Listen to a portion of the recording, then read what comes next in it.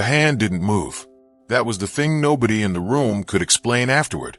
312 pounds of professional muscle. A man who had broken fingers, dislocated shoulders, and ended careers in 2 separate contact sports, threw everything he had at a point just below Bruce Lee's chin. And the hand didn't move. Not a flinch. Not a recoil. Not a single gram of backward pressure.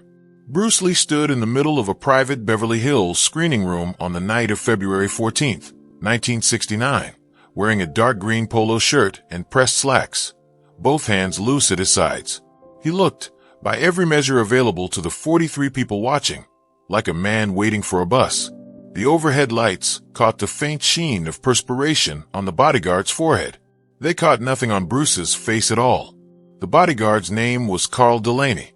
He stood 6 feet 4 inches tall, weighed 312 pounds, and had spent 11 years working private security for some of the most powerful men in Hollywood.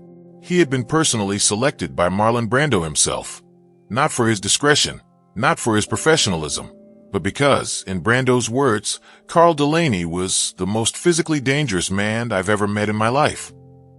In the next 4 minutes, Carl Delaney would learn something about danger he had never been taught. This is that story. February in Beverly Hills carries a particular kind of heat. Dry, faintly electric, caught somewhere between day and evening in a way that makes outdoor temperature feel irrelevant.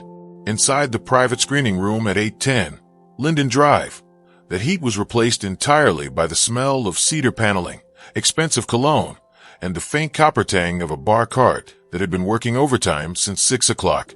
The gathering had begun as a dinner party, 20-course catered affair, Brando's crowd, the kind of room where a single table setting cost more than most people's weekly salary. By 9:15 it had become something else, something quieter, and considerably more electric.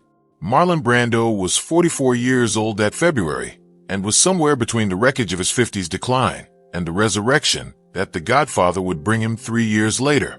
He surrounded himself with artists, intellectuals, martial artists, musicians, people who existed at the outer edge of their disciplines. And he surrounded himself, at all times, with Carl Delaney. Carl had come up through professional wrestling in the mid-1950s. Not the theatrical variety that would dominate later decades, but the legitimate catch wrestling circuit that still had teeth in those years, where holds were real, submissions were real, and the injuries were always real. He compiled a record of 41 legitimate victories in sanctioned grappling competitions between 1957 and 1963, with only 2 losses, both on points, neither by submission. After the circuit, he transitioned to boxing, specifically to training fighters rather than fighting himself, and he'd worked corners in 14 professional bouts in the lightweight and welterweight divisions. He knew the body the way a mechanic knows an engine, not from the outside, from the inside, from understanding load-bearing limits and structural vulnerabilities, and the precise angles at which force becomes catastrophic. He stood 6 feet 4.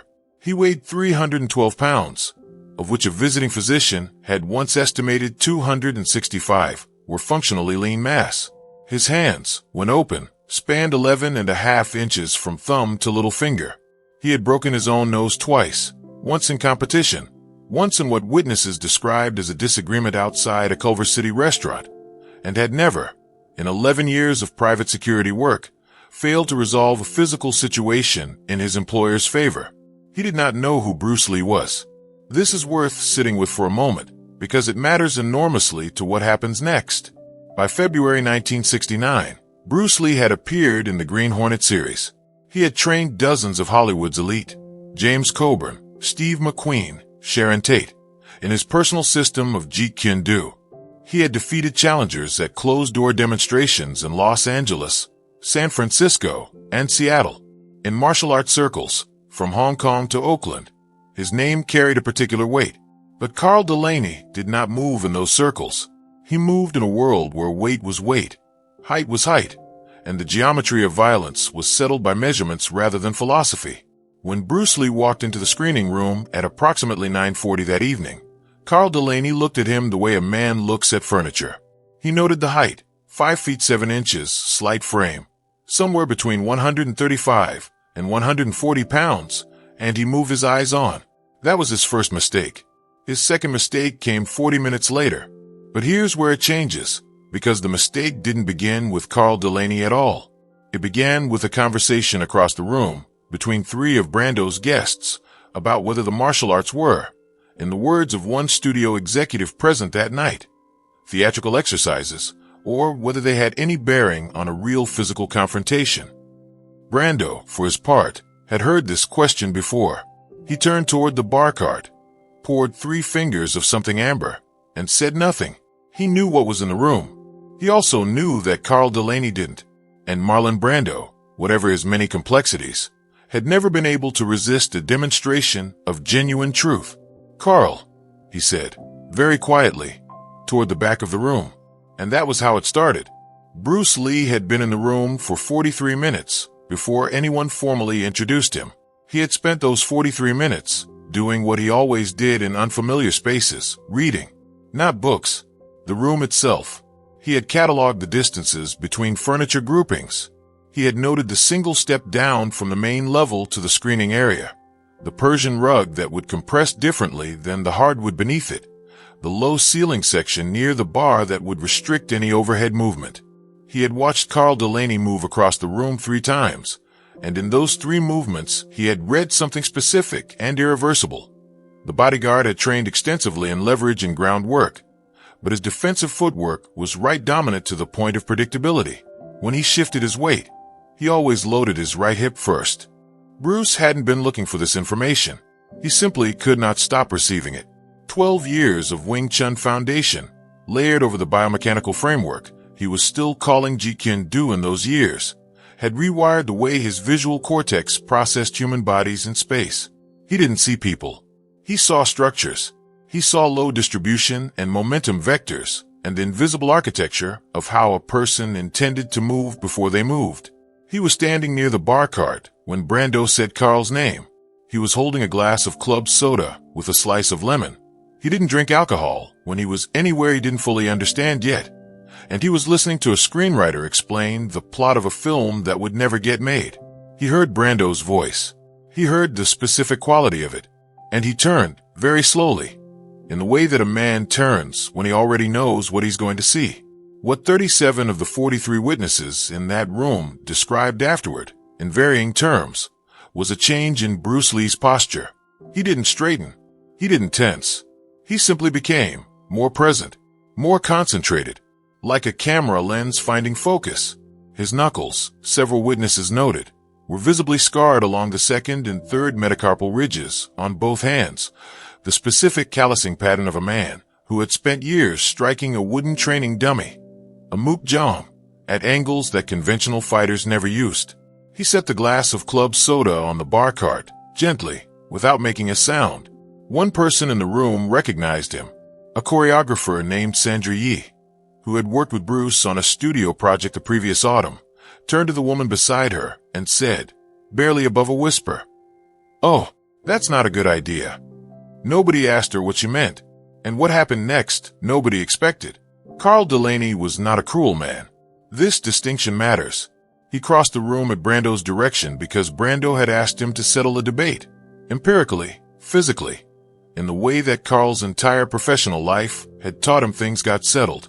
The studio executive who had started the conversation about martial arts theatricality was a man named Gerald Forthwick, 48 years old, $300,000 a year, and constitutionally incapable of leaving a room without being the most certain person in it.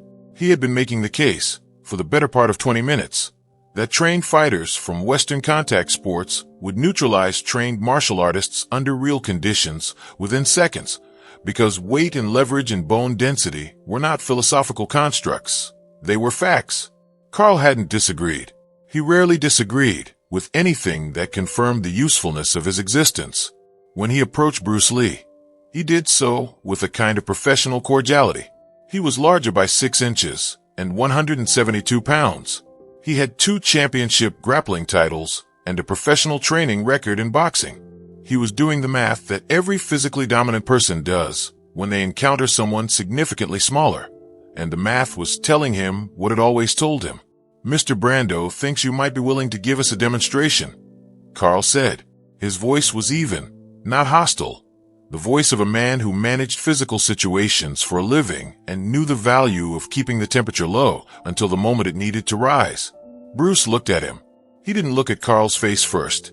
He looked at Carl's feet, specifically, at the 6-inch gap between Carl's left and right stance. Then he looked at the right hip. Then, finally, he looked at Carl's eyes. A demonstration of what? Bruce said. It was the first time he had spoken above a murmur since entering the room.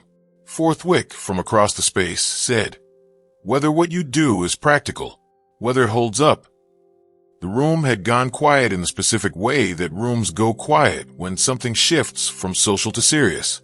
39 people stopped their individual conversations within a span of about 4 seconds. The bar cart stopped being interesting. The screening equipment stopped being interesting. 2 waitstaff members, who had been circulating with canapes, found separate pieces of wall to stand near. A man named Robert Chin, one of Bruce's closest friends, present that evening as a guest of a mutual acquaintance, moved through the crowd toward Bruce with the particular body language of someone trying to reach a situation before it becomes irreversible. He touched Bruce's elbow, briefly, and said something in Cantonese that several witnesses described as urgent. Bruce did not look at him. He looked, instead, at the space between himself and Carl Delaney, 11 feet, 2 inches of hardwood flooring, then the transition to Persian rug. He calculated the acoustic properties of the room, the ceiling height at the relevant section, the surface friction differential between the 2 floor types. Then he said, still very quietly, "I'll show you one technique. One only. You can choose the contact point." Carl nodded. He raised one large hand, palm facing Bruce, at chest height. Standard resistance frame, the kind used in training drills, designed to demonstrate whether a strike had genuine stopping power. He had done this exercise with professional fighters. He knew exactly what to expect. A committed strike would move his hand perhaps 3 to 6 inches backward, depending on the striker's mass. He was ready for that. He was structurally braced for that. Robert Chin stepped back. Sandra Yi, across the room, turned away. 43 witnesses. One choice. And the air in the room had the quality of a held breath, dense and pressurized. The kind of stillness that precedes either nothing or everything. Carl Delaney decided it would be nothing. He was wrong. Here is what happened in the next 7 seconds. In the first second, 0.0 through 1.0, Bruce Lee did nothing visible. That is not a figure of speech. Multiple witnesses described this with the specific frustration of people who had been watching carefully and could not account for what they had missed. He was standing at a measured distance of 4 feet, 3 inches from Carl Delaney's extended hand. Then, as one witness described it, the space changed. Not Bruce, the space. What Bruce was doing, in those first fractions of a second, was executing the foundational movement principle of Wing Chun, Chi-So, or sticking energy. Without contact, he was reading Carl's wrist alignment, the microtension in the deltoid and trapezius, the way the extended arm connected to the shoulder socket and, through it, to the loaded right hip beneath. He was finding the center line, the vertical axis that runs through the human body center of gravity, and he was preparing to address it directly. Not from the front, not from the side, from a vector that would be, structurally, impossible to brace against. In the second he moved.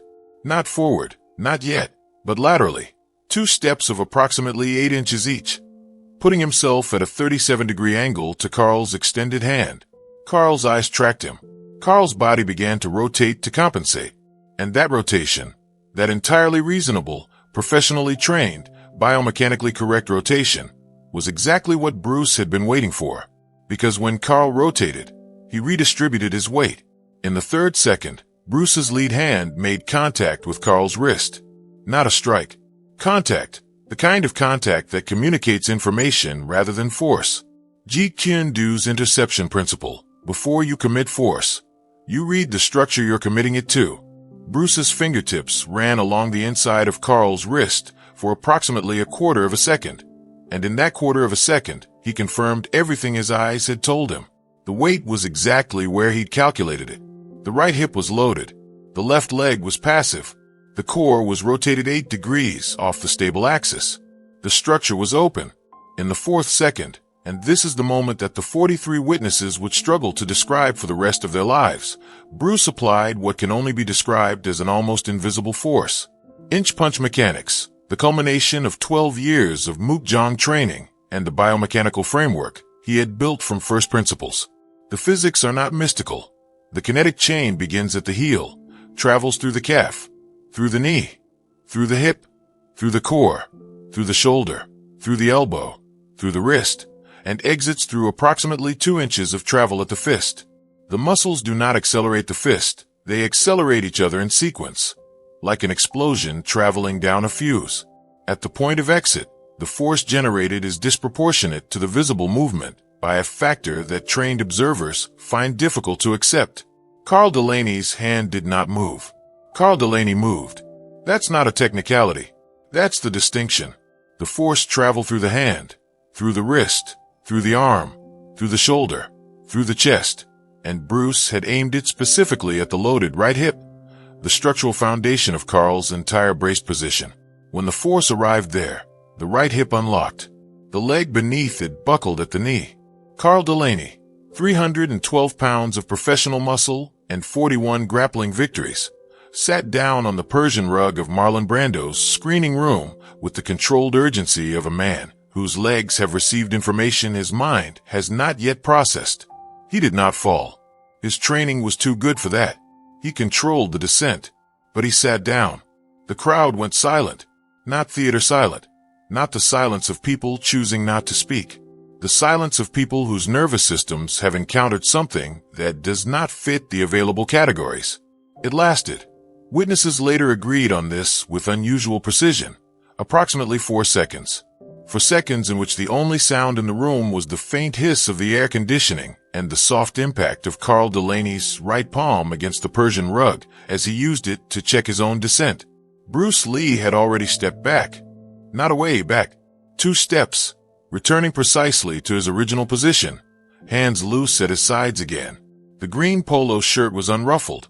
His breathing, as Sandra Yee described it afterward, was identical to the breathing of a man who had just set a glass of club soda on a bar cart.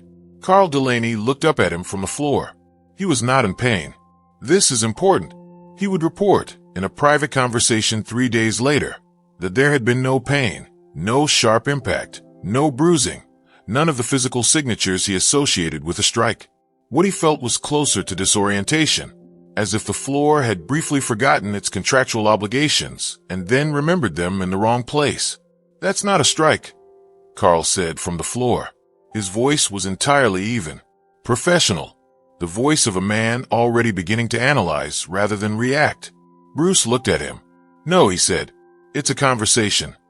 Robert Chin, across the room, exhaled. Marlon Brando, who had been watching from the edge of the bar cart with his arms folded, uncrossed them. He looked at Gerald Forthwick. He didn't say anything. He didn't need to.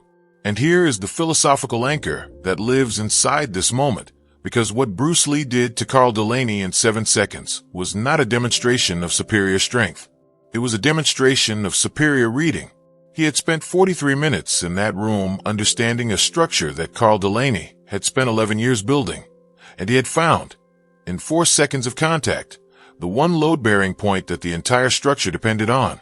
The punch was almost irrelevant. The understanding was everything. That's not martial arts. That's what Bruce Lee called the art of fighting without fighting. Economy of motion doesn't mean small movement. It means zero wasted movement. Every second of those 43 minutes in the room, every degree of that lateral step, every fraction of a second of wrist contact was functional. Nothing was performance. Nothing was demonstration. It was all preparation, delivered at the moment it became necessary, and then stopped the instant it was sufficient. Bruce had not hurt Carl Delaney. He had informed him. The crowd found its voice again in stages. First a murmur, then conversation, then the particular elevated energy of people who have witnessed something they cannot fully explain and need to try. Drinks were refreshed. The canopy plates began circulating again. Gerald Forthwick became very interested in the architecture of the bar cart. Carl Delaney stood up from the Persian rug with the controlled deliberateness of a man who understands that how you rise matters as much as what caused you to sit down. He straightened his jacket.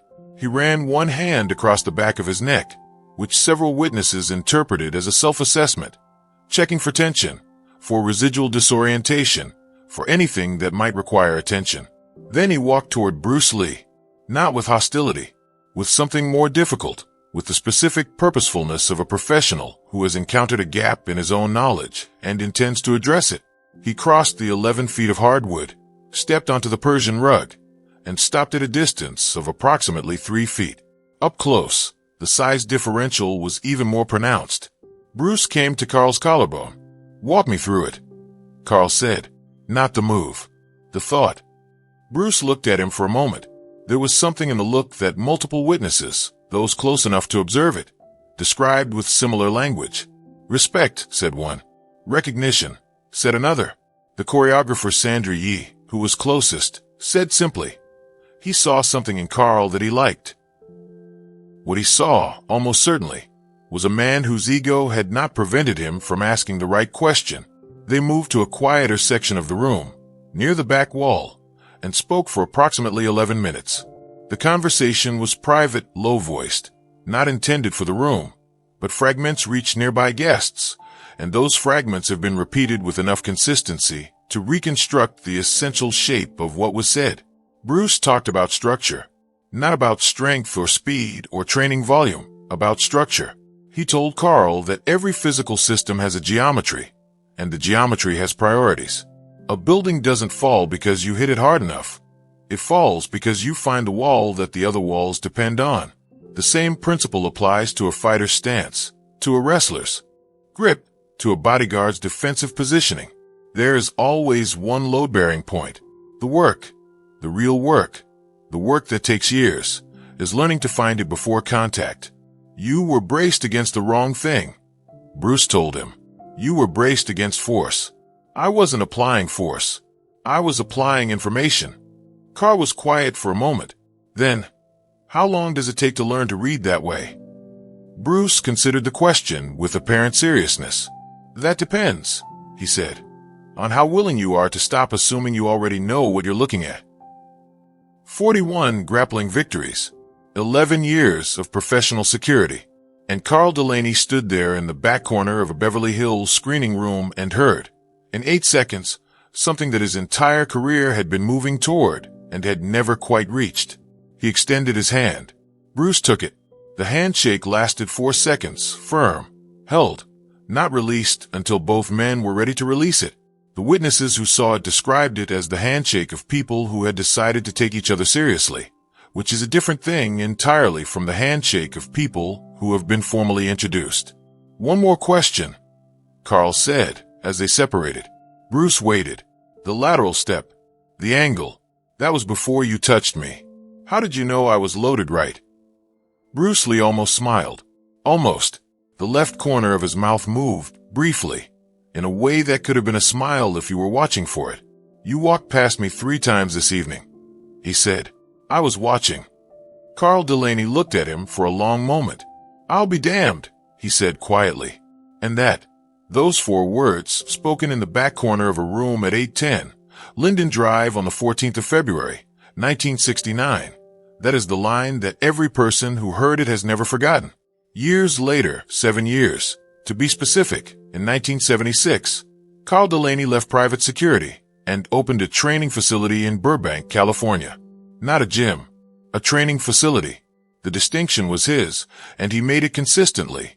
In interviews and in the introductory session, he gave every new student who walked through his door.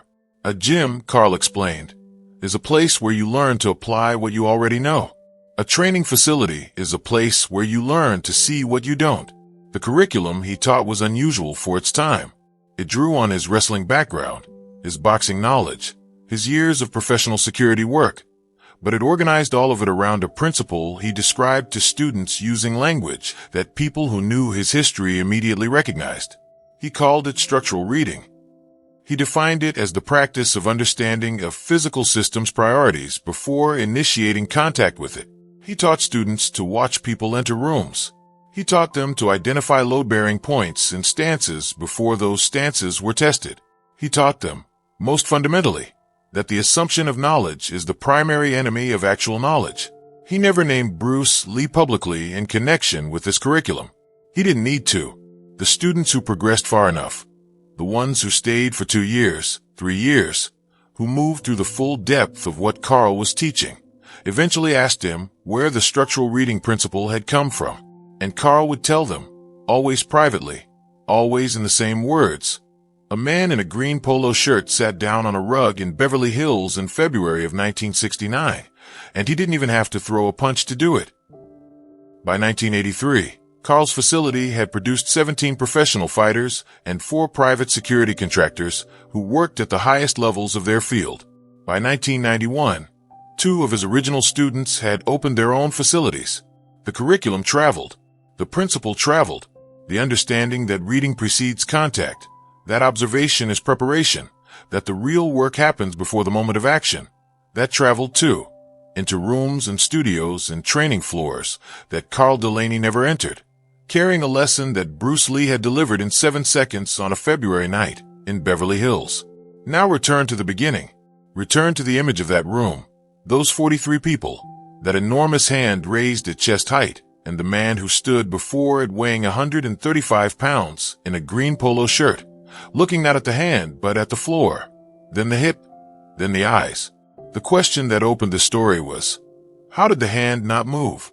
The answer is that the question was wrong. The hand was never what Bruce Lee was addressing. He was addressing the structure behind it. He was addressing the assumption that force meets force, and the larger force wins. He was demonstrating, with 4 seconds of contact and 0 wasted movement, that the map is not the territory, and the territory is never where you think it is. One observation, one contact, one lesson that outlasted everyone in that room.